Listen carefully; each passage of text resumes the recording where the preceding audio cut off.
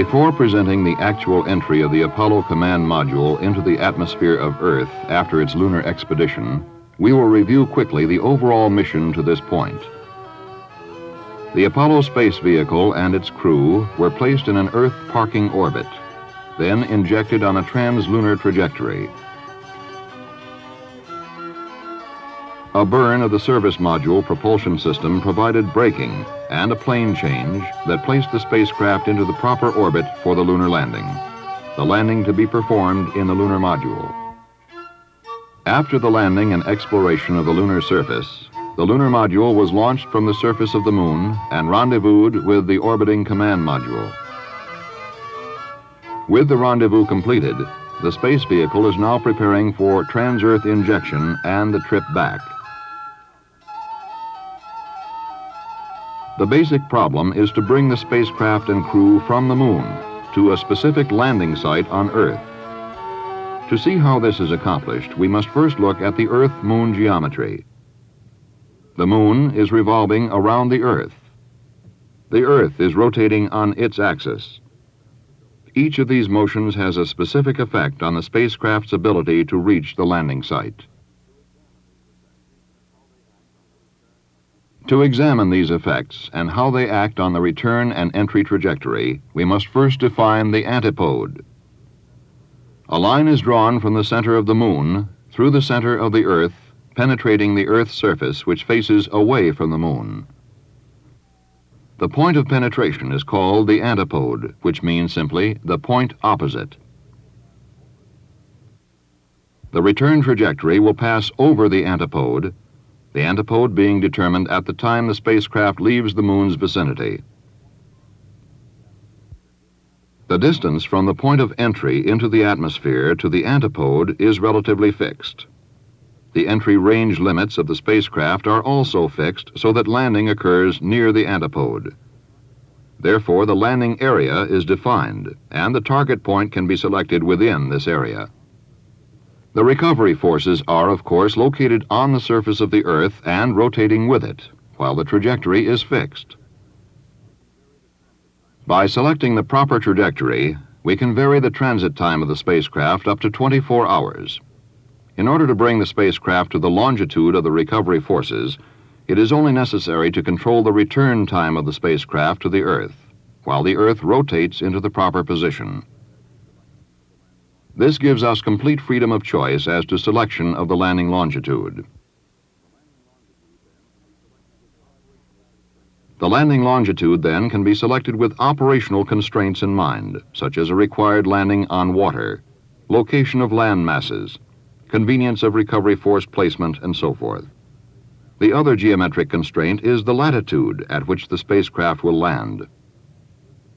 The primary factor influencing the latitude is the declination of the Moon. To understand this, we must again look at the Earth-Moon geometry. As the Moon revolves around the Earth, the plane described by the lunar orbit is called the Moon orbit plane. The Moon orbit plane is inclined to the Earth's equatorial plane. As the Moon moves around the Earth, it changes its position relative to the Earth's equator. The angle between the equatorial plane and the Earth-Moon line is called the angle of declination. This angle varies from a maximum when the Moon is here to 0 degrees when the Moon is here. The return trajectory begins at the Moon and must pass over the antipode. This means that the plane of the return trajectory must contain the Earth-Moon line. The injection burn to start the lunar spacecraft on its return trip will also fix the plane of the return trajectory. This plane can be rotated around the Earth-Moon line.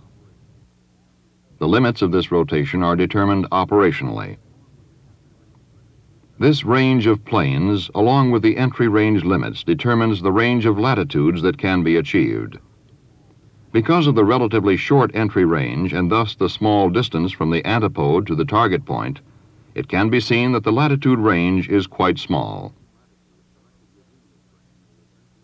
The landing latitude selected within this range is essentially fixed at time of trans-Earth injection. While latitude range is determined by the possible range of return trajectory planes and the entry range, the location of the latitude range is determined by the declination of the moon. As the moon changes its declination throughout the month, the latitude range shifts accordingly across the surface of the Earth.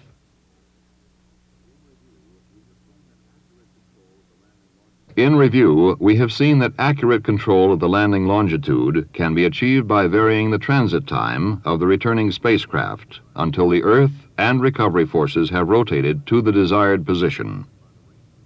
The range of landing latitudes is determined by the range of return trajectory planes and the entry range.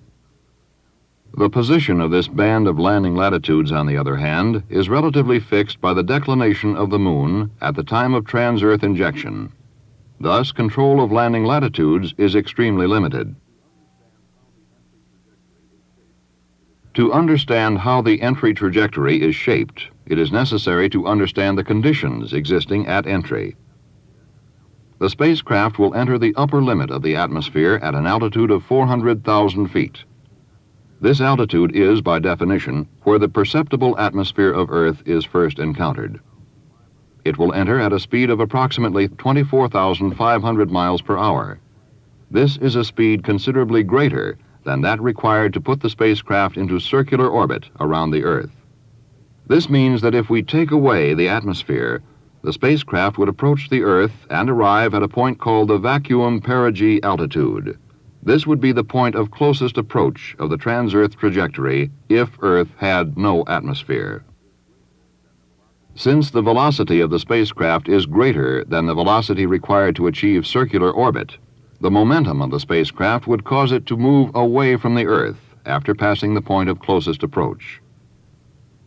But Earth does have an atmosphere. The vacuum perigee altitude is located well below the limit of the perceptible atmosphere.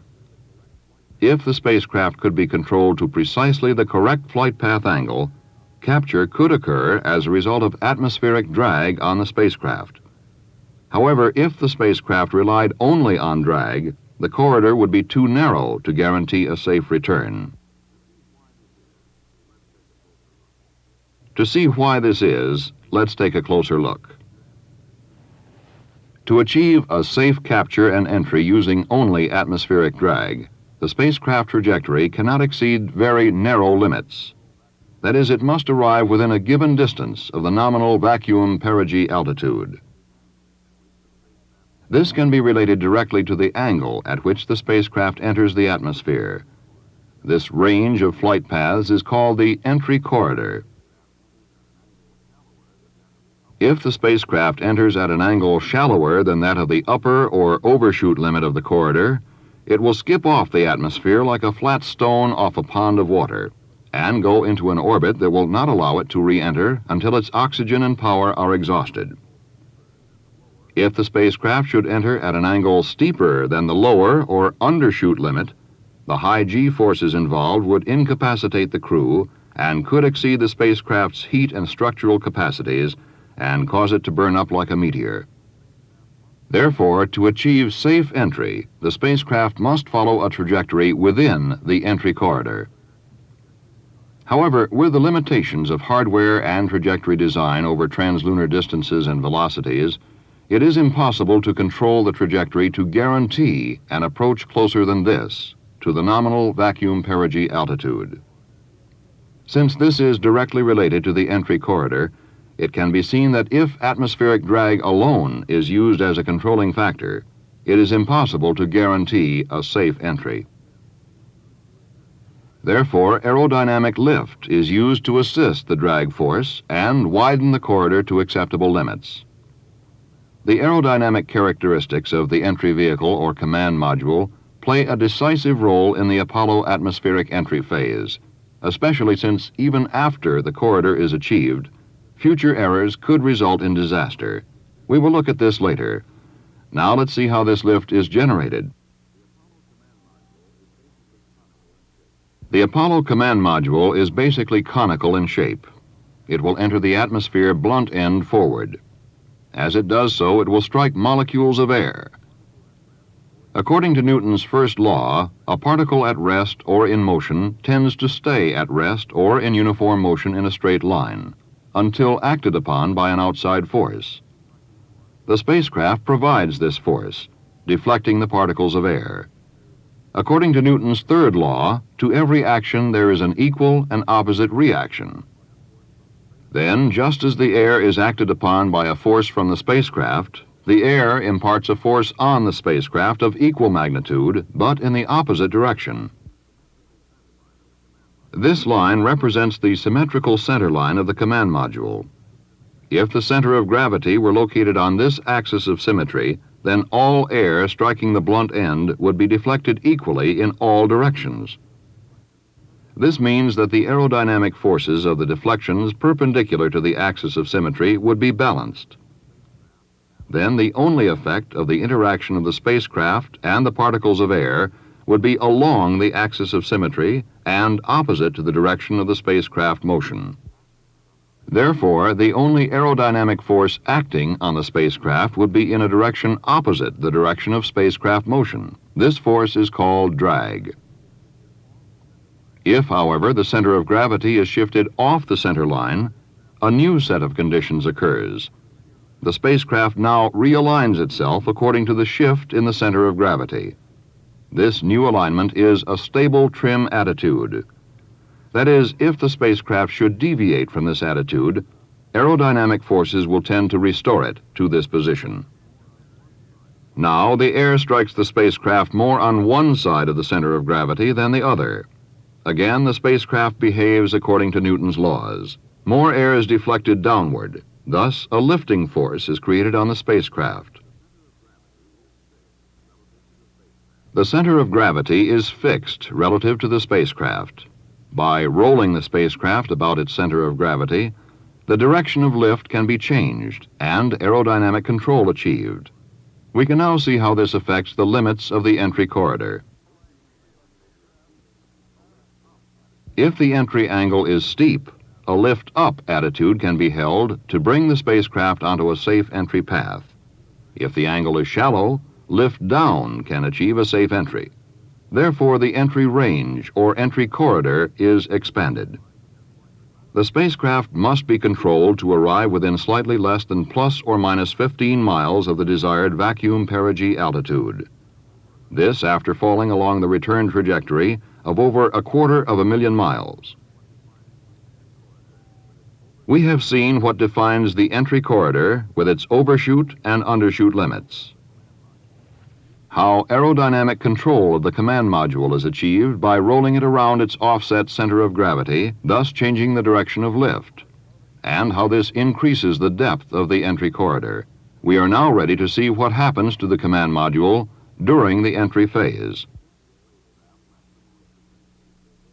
Since the spacecraft left the moon's vicinity, it has been falling to Earth for 3.5 days, over a distance of about 250,000 miles.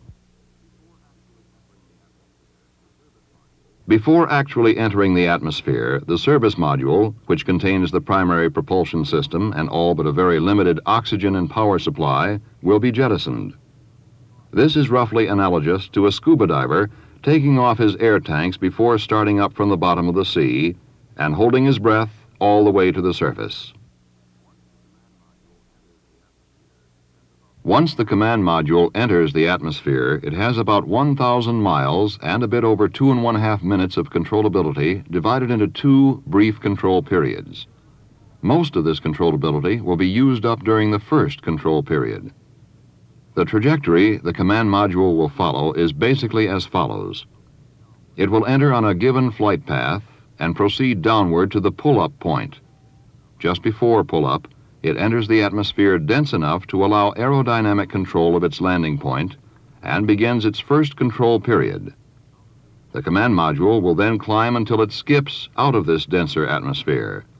The skip is primarily to increase the maximum range of the spacecraft and to reduce the aerodynamic heating load on the heat shield. As the skip is approached, aerodynamic control is reduced to practically zero. During the skip, the crew will be experiencing weightlessness. The skip will not take the command module beyond the 400,000-foot level. It will then descend, starting its second entry, and go on to the second control period. The entry phase is terminated at the 23,500 foot level, at which point the drogue parachutes are deployed and the spacecraft is committed to its landing point. We will now examine the entry trajectory in detail and see what occurs during each portion. As the command module enters the fringe of the atmosphere at 400,000 feet, there will be as yet no aerodynamic control. Before this point is reached, the command module will be aligned to its stable trim attitude. It should be noted that there are two stable trim attitudes. The desired one is blunt end forward. The other is with the small end forward. Since the heat shield is on the blunt end, this entry alignment would be disastrous. Proper alignment of the spacecraft is determined by the onboard computer from data received from the tracking network prior to entry. After proper alignment, there will be control only in the roll axis, pitch and yaw being stabilized by aerodynamic forces.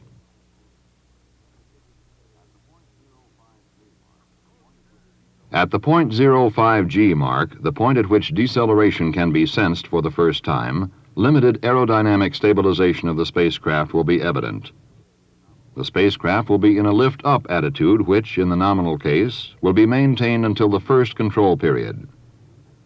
When the 2 to 2.5 G region is reached, capture is so highly probable as to be considered achieved. The spacecraft continues in a lift-up attitude until it enters the dense portion of the atmosphere. Just before pull-up, maximum G loads will be placed on the spacecraft. Just before this, the first control period begins. During the first 70 seconds of this control period, any error or failure to correct an error could result in what is called, in great understatement, a non-recoverable situation. That is, too much lift-up could put the spacecraft and crew into an orbit that would last beyond the lifetime of the command module systems. Too much lift-down could take the spacecraft and crew beyond the stress and heating rate limits and result in destruction of the command module. As the spacecraft approaches the skip, the aerodynamic forces become less and approach zero, so aerodynamic control approaches zero. It is during this first control period that the real determination of where the spacecraft will land is made. To understand this, let's take a look at a flat map of the Earth. This point represents the target, that is, the point at which the spacecraft should land. This is the landing footprint, or area in which the spacecraft might land, at the beginning of the first control period. The usable portion of this footprint is designed to compensate for accrued errors and to provide alternate landing sites in case of bad weather. Of this total footprint, only 1,000 nautical miles, or 1,150 statute miles, are usable. During the first 70 seconds of the first control period, the spacecraft must be maneuvered so that this 20,700-mile footprint shrinks around the target to this footprint about 2,070 miles long. 90% of the maneuverability is used up during this period. This 70 seconds, then, is the critical period of the entry phase. During the remainder of the first control period until the skip, the landing footprint will be reduced to this area, about 690 miles long. Only minor adjustments of the trajectory can be made as the skip is approached. If all goes well during the first control period, the spacecraft and crew should be on a trajectory that can be safely controlled during the second entry. We are now ready to look at the skip and the final part of the entry phase. During the skip, the crew will ride along and monitor the trajectory, but will have no control over it. However, the command module will be aligned to its trim position in preparation for the second entry. As in the first entry, aerodynamic stabilization begins at the 0.05 G mark. The spacecraft must be properly aligned by this point. The second control period, beginning at 0.2 Gs, will last a minute and a half. While a dangerous skip-out cannot occur, an error could take the spacecraft and crew beyond the stress limits. It is during this second control period that the fine-tuning of the entry trajectory takes place. That is, the spacecraft will be maneuvered to shrink the landing footprint, as determined during the first control period, so that the spacecraft will arrive at the target.